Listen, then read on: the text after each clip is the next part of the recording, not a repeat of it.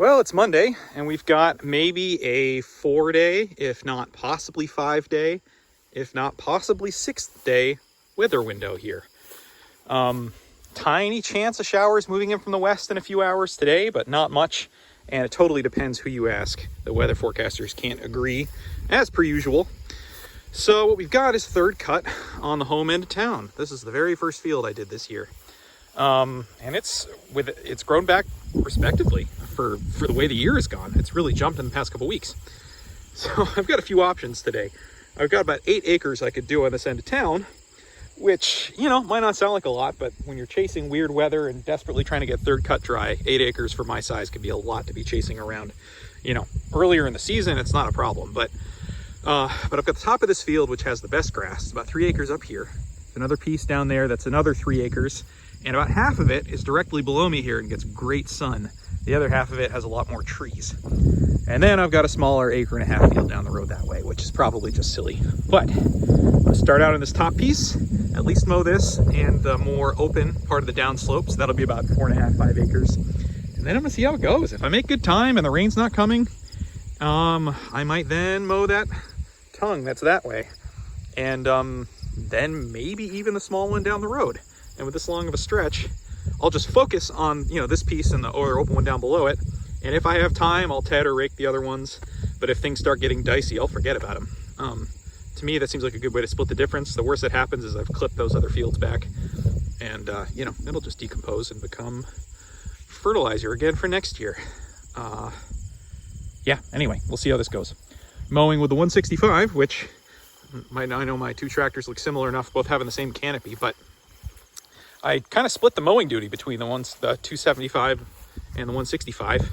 10 horsepower difference between them. They both run this mower really comfortably, but as you might be able to notice, the tires on the 165 are getting pretty worn down from all the road wear. I replaced these in 2016, so, you know, there's still really nice new rubber with nibs still on them, but boy, are they worn down. So I'm always a little worried about traction issues with this, so I've been tending to mow on the flatter fields, but before biting the bullet and dropping $2,500 on another set of tires, which I think is about what it would cost after pricing it out, I want to try this on a slightly hillier field and see how it does for traction. If I can get another season out of these, I'd like to. We shall see. So the tricky game here is setting the cut height right. There's a lot more rocks in this field, and I know what setting on the 275 was just slightly low enough that it hit some of them last time. But the problem is the drawbar is lower on the 165, so I've got to adjust for that. So I tried a setting, and I mean, it's not ridiculous stubble, but it's maybe a little bit higher than I'd like for this third cut, just to try to get as much as I can from it. But at the same time, there's the risk of hitting rocks.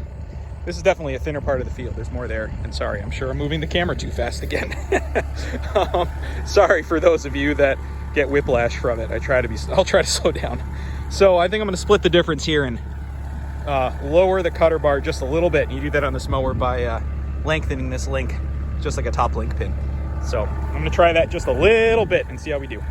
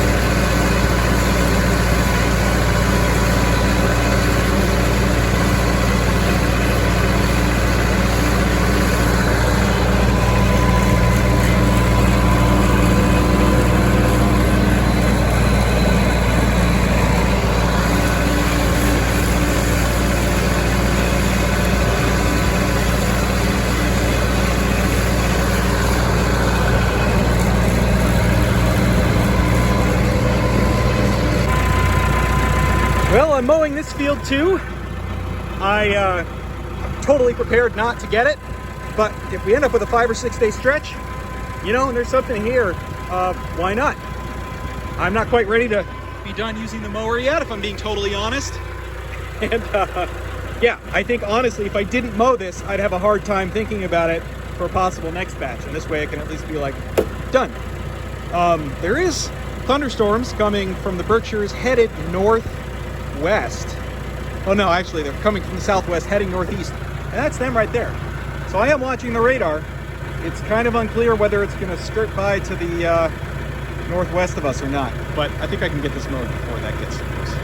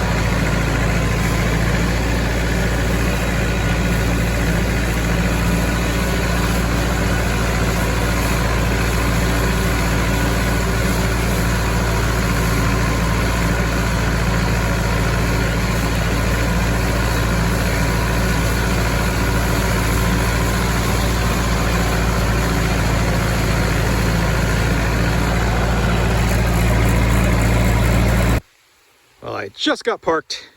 If I had mowed the back swath in that last field, I would have been caught in this. But as it is, this is going to blow through. And, well, here I am waving the camera around a bunch. But I think that'll call it this for today, and we'll get it tedded out tomorrow. Ooh, it's raining now. Wow, I was not expecting this. This is within 5 minutes of finishing. Oh boy, well, things are gonna get wet, but as you all know, it won't hurt the hay any. But would have rather it not get soaked. Oh well, oh, wow. Okay, well, it's day 2, Tuesday. I'm still glad I got this mowed yesterday, despite getting, you know, 1/10 of an inch of rain right after mowing it. I know things are a little bit wet today, and maybe a little wetter than they would have been. But if I was trying to mow everything right now, I'd be losing half a day. So right now, the forecast is saying possible spot shower this afternoon, possible spot shower tomorrow afternoon, like 20% chance. And then beautiful Thursday, Friday, maybe Saturday. So this is going to be the complete opposite of the last batch of third cut. I'm not going to rush this at all. I'm going to ted it once today. Might ted this upper field a second time because it's so thick if the top is dried enough. But in general, I'm going to try to take it real slow and steady, not overwork myself, the equipment, burn too much fuel, and also try not to get this too dried out just in case we do get a shower, mostly tomorrow. Today, shower won't really hurt it much. Tomorrow, I think it'll still be fine, especially given how lush this stuff is. But, you know, there's no sense rushing it to try to get it baled and then get it rained on. We'll see. I might regret that. Things can change. It is so nice out today.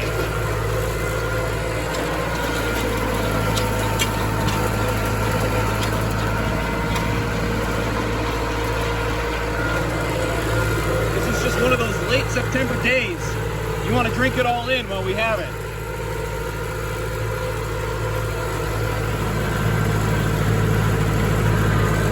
Definitely nice to get this tedded out though. It's awfully wet underneath. Top's dry.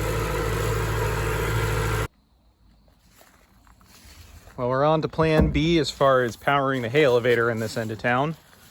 There's some weird electrical issues going on with the barn that I use.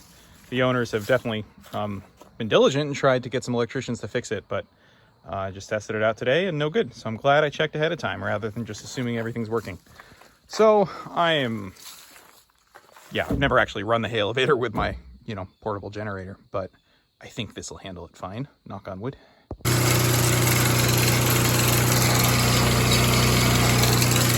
Guess I shouldn't be surprised that this works, but with the way things go sometimes... Ooh, I need to move that. That's better.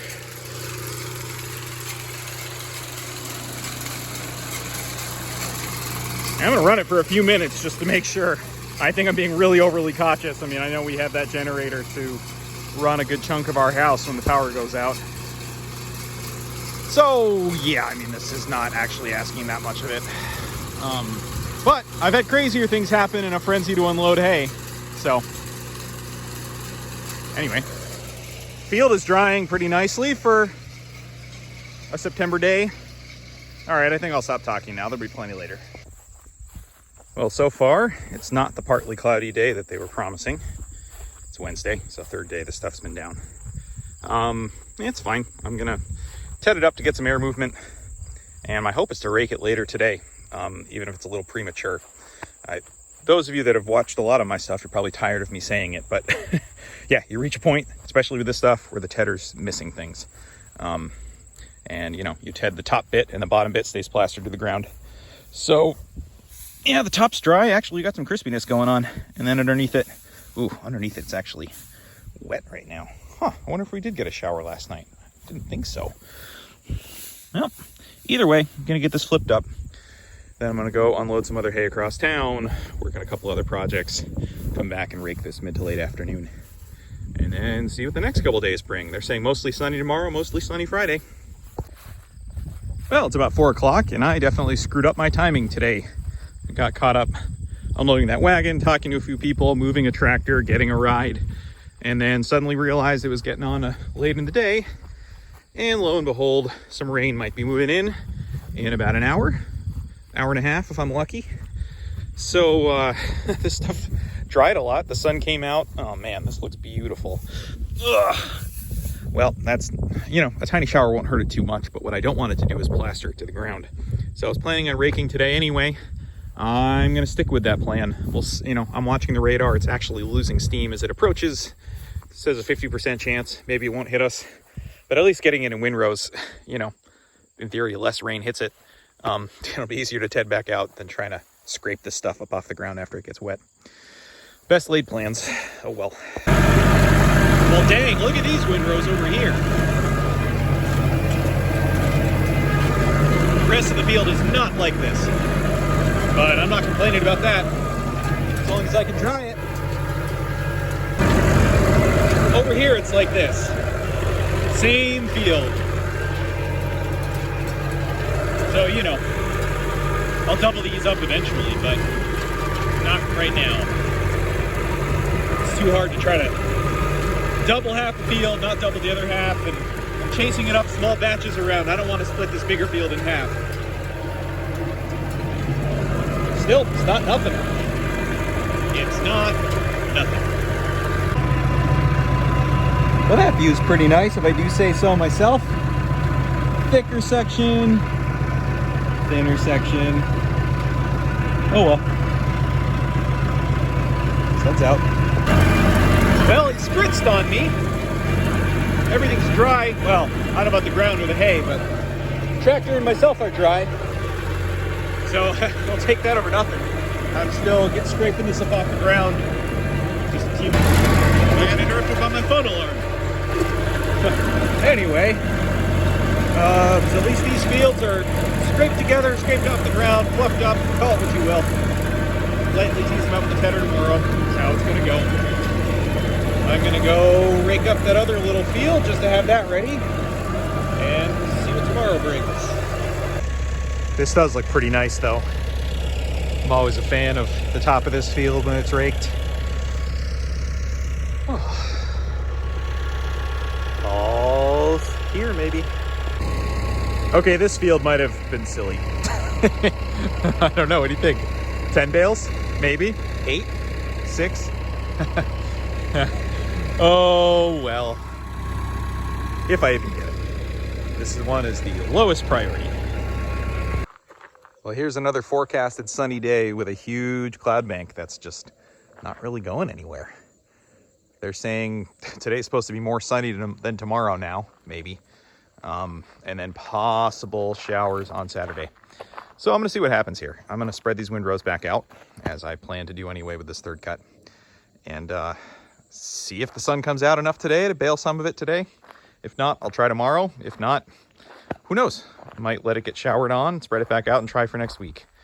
I mean, third cut's so resilient that there will be some quality left to it anyway. And worst case scenario, I'll have that other farmer come around, bale it, but not ready to anywhere near close to give up on this yet.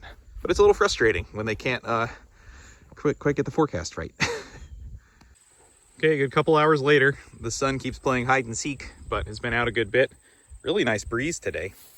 And this stuff is actually getting crispy on top. Still a little bit damp underneath. As much as I really don't want to keep playing with this, I'm going to lightly ted this field, the top one here, and I think the one just down there again. I'm not going to go crazy trying to chase all 8 acres. The 2 slimmer fields are going to be what they are. But it's only noon, or a little after. If I could get this through the baler today, I'd feel a lot more relaxed versus tomorrow that's looking pretty cloudy. Anyway, we'll see.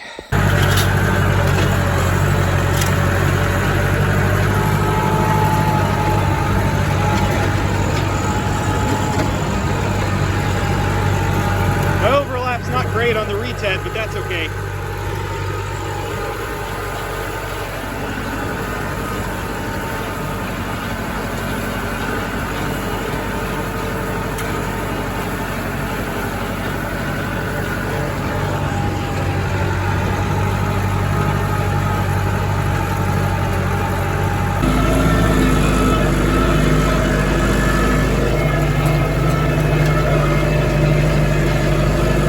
Bit might be ready today. Clouds finally moved out a good bit. See if this tongue is too, I don't know. Well, everything's raked back up again. This top stuff, even though it looks beautiful, is still just a little bit too juicy. Yeah, I mean, heck, there's even some fresher green stuff in it. I mean, it looks amazingly nice, but there's just enough slightly wet stuff in it and micro stems that still have some sap in them. So I don't think I'm going to do anything with the top part of the top section here, but I think I am going to try baling down the hill there, as I think if anything's ready, it's going to be that. So I'll see how the first couple windrows go, and if we can get a little bit of this off, that'd be nice. And at least, you know, if I have to keep playing with something, the stuff that's a little more satisfying to work and try to get in. So, okay, we'll see.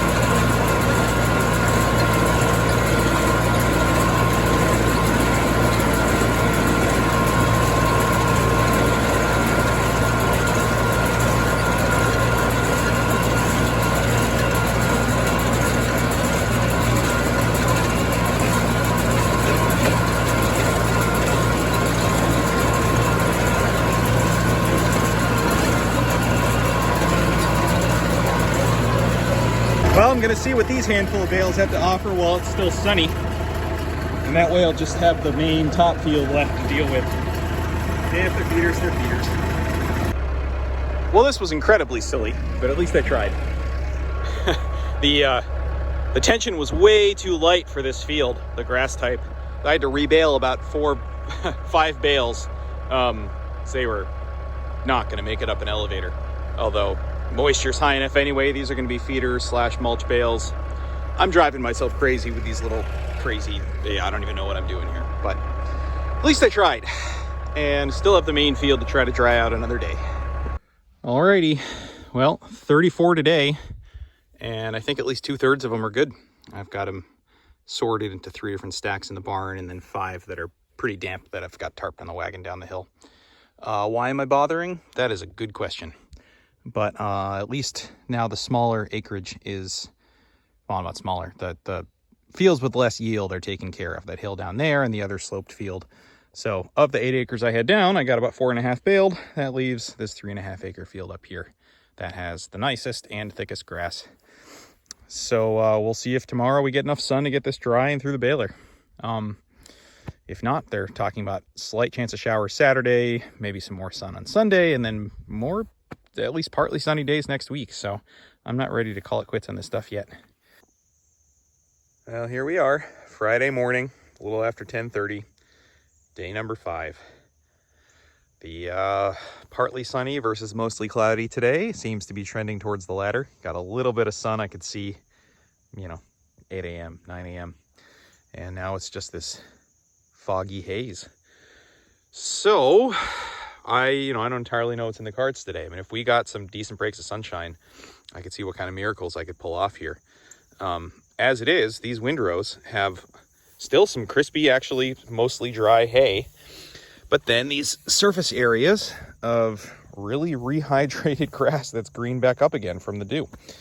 So that tells me it's curing. I made the right decision not to bale it yesterday. If it was still green enough to uptake moisture and start respiring, or at least green back up again. So, I'm at this weird conundrum today that by all means, today is not the day to try to push this to get it in. But now they're threatening a 30% chance of rain tomorrow. Cloudy all day Sunday. And hopefully partly sunny Monday, but only high of like 59. I'm not ready to give up on this stuff yet. I'm not going to just bale it for feeders or get the round bale person to come in and take this yet. 30% chance tomorrow is not the worst. Good wind on Sunday, they're saying, like gusts of 25 miles an hour. So, if I could just flop these windrows over once a day, let the wind do its thing, and try to let this grass really fully finish dying, that'd be great. But if there's even a chance to get it in today, I mean, at $10 a bale, even if there's 30 or 40 bales here, it's worth working it a little bit more. So what I was hoping to see was drier, bare ground, or at least, non-hay covered ground. But this is still pretty wet here. So I think tedding it out right now, I'm just going to bury the ground itself that's trying to dry. So I'm going to give it at least another half hour, maybe a full hour. But I hate to wait that long to touch it. Again, extra workings at this point. I'm exhausted. I don't feel like doing it. But if we were to get some breaks of sun today, and I was to be an hour or two behind versus ahead of schedule, could make all the difference. Wow, and I've been rambling for almost 2.5 minutes. I'm sure you guys are tired of hearing my thoughts by now. I'm tired of hearing my thoughts. We'll see what happens. This might turn into a week-long saga or more. Well, here's a report on the stuff from yesterday. Got 15 bales that all feel great and pass the moisture test with the moisture meter. All at or under 15% and feel fine. 10 bales that are sort of borderline. I'm going to see how they do. Blips of maybe 17, 18%.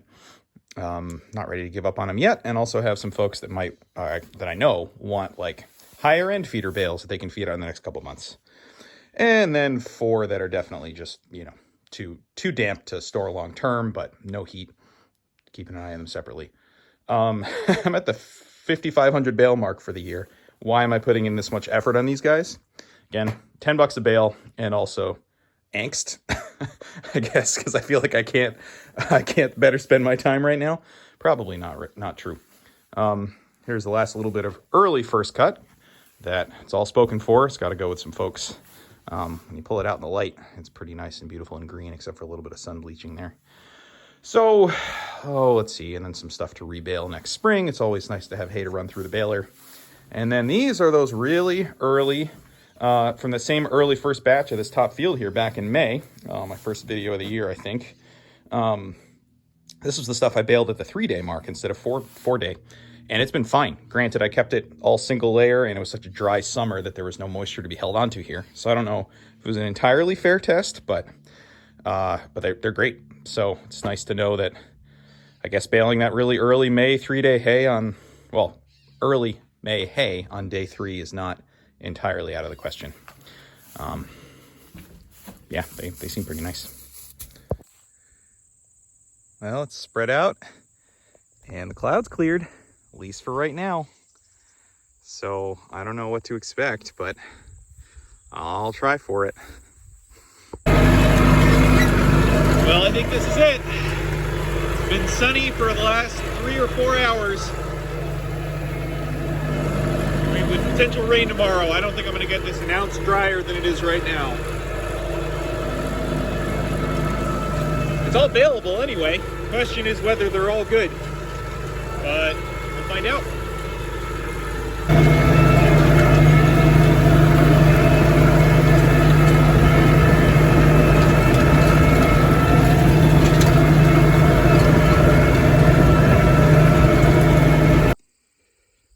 Okay, I think this is as nice as I'm gonna get it.